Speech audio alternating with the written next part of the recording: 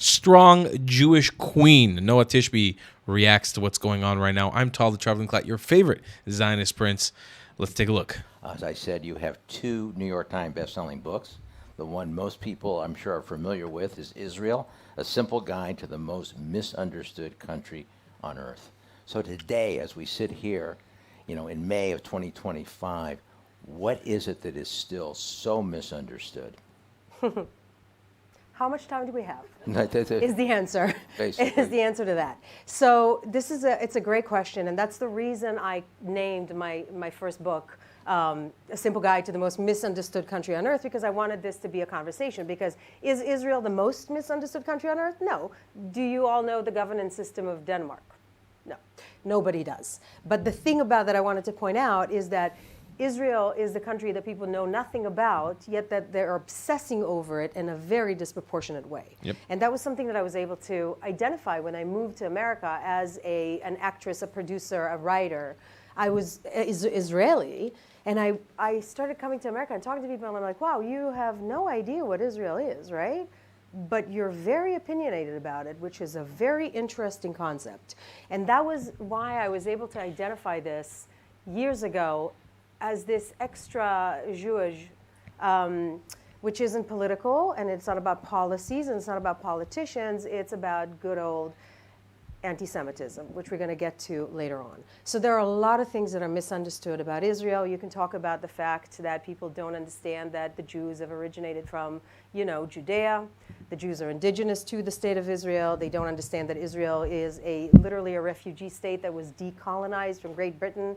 So not only it's not a colonialist state, it was decolonized from England. They don't understand how liberal and progressive it is. They don't understand that there are 21% Arab, Israeli, Palestinian citizens that have equal rights within Israel. If you tell them that they don't understand that there's, again, I don't want to be offensive, but they don't understand that there's never been a Palestine. Not that there shouldn't be, but there just never has been. Well, and when you say this to... Hold on, Noah. Well, this is where we're going to disagreements. There should not be a Palestine. There is no ethical or moral justification to a Palestinian state. More on that later. Noah and I, we're not going to agree on that point. To some certain people in the population, their mind just goes, like they don't even know how to process that, right? They don't understand the most basic stuff about Israel that is more true to the younger generation that get their information on social media, on TikTok, and worse. So a lot of things that people don't understand about Israel as a country, as I'm sure a lot of you know and have been frustrated by over and over again, which is why I wrote my first book, because I'm like, it's not really a book, it's an ammunition box. So just take it and use it, which a lot of people do, and it's great. But I think to this conversation with us, all of us that are, you're well versed in all of that. I think one of the most important things that people don't understand is that what's happening now is not Israel's problem. This is not Israel's problem. It's not the problem of the Jews. It's not even just the problem of the Middle East. What's happening right now is nothing short of a cultural conflict that if we don't wake up in the West to understand that that is what's happening, we're going to be screwed, and not too far down the line. So here's the thing. Israel is on the front line of a worldwide fight, right?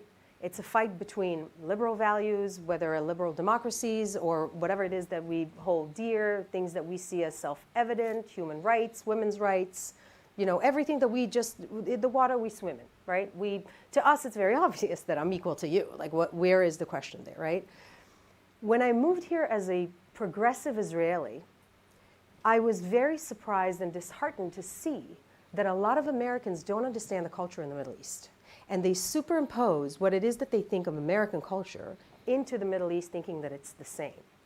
And to an Israeli, right? And again, I'm going to say things here that I don't necessarily say out all the time in the open, but I feel like in this room, and I know it's broadcast, so it's whatever. We can handle it. So even for a very progressive Israeli, right? My family's from a kibbutz, like Israeli Air Force, and so on and so forth. If you're Israelis, you know what that means. It was very clear to me that some cultures don't just want the same things that we do.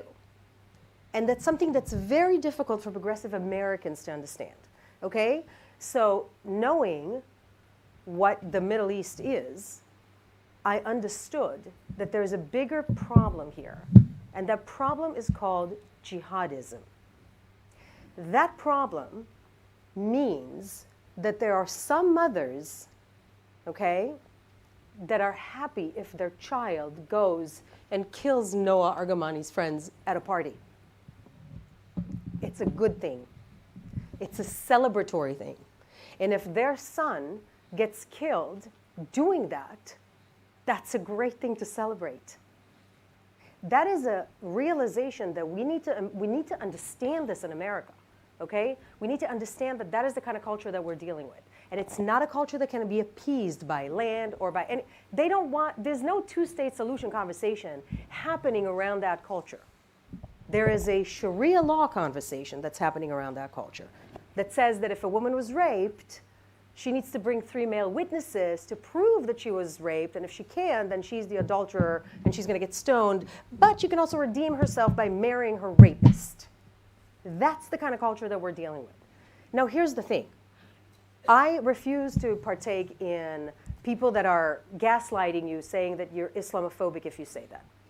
I refuse. And I'll tell you why. Because the Middle East understands this better. You know who understands what I'm saying right now? Saudis, exactly. The Jordanians. Any country in the Middle East that outlawed the Muslim Brotherhood, that outlawed Al Jazeera to some extent, that understands that that culture is dangerous for them too. And there are a lot of countries in the Middle East that understand this. So, and that particular culture is also not interested in Israel. They're interested in Belfast and in Los Angeles and anywhere and everywhere. That's the mindset. So when you talk about what's misunderstood about Israel, yeah, obviously people don't understand anything about Israel, right? We know this. But if you zoom out of it, the bigger problem here is that we have not communicated properly to the masses that this is their problem too.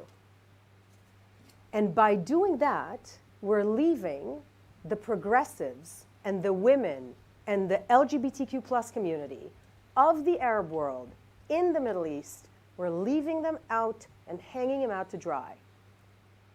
Okay? So that is the one thing that I want people to really get, and it's something that we need to take on as a educational, like super important thing to educate the public. There is an entire region that needs to be transformed.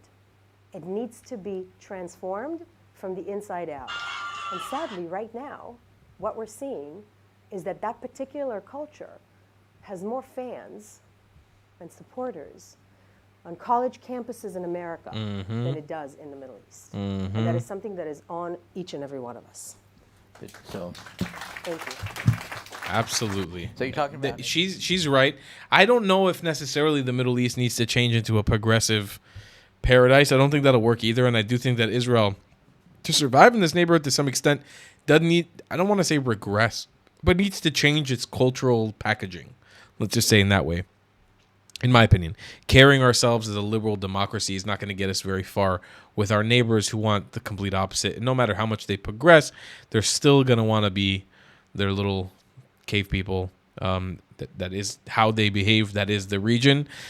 And that is the culture, the dominant culture that has taken over here, which we have a right and we have a duty, I think, to try to undo at least elements of. But I don't think we're going to get too far with changing the culture in that manner. But she's right. She's right. The neighborhood needs reform. I think the neighborhood needs reform in the manner of understanding who they are. They need a new identity. They need to understand that most of them have been colonized, and most of them are not Arabs, nor are they real Muslims. They are simply the product of colonization, rape, conquest, and killing. And that's all I have to say, ladies and gentlemen. I'll see you in the next one. I love you a long time. Goodbye, Clats. If you believe in my content and want to support me, just know your help is needed. There's a bunch of great ways to support me, being PayPal, Buy Me a Coffee, or joining my Patreon community down below. Patreon is the best way to support my channel, and you'll get a bunch of cool perks depending on what tier you join. Another great way to support me is by buying my merchandise on thetravelingclat.com. I regularly drop new merch designs like this beautiful hat or this amazing shirt, where you can support the channel and get something cool for yourself. I also have an amazing Discord community with people from all over the world. Thank you so much for your support.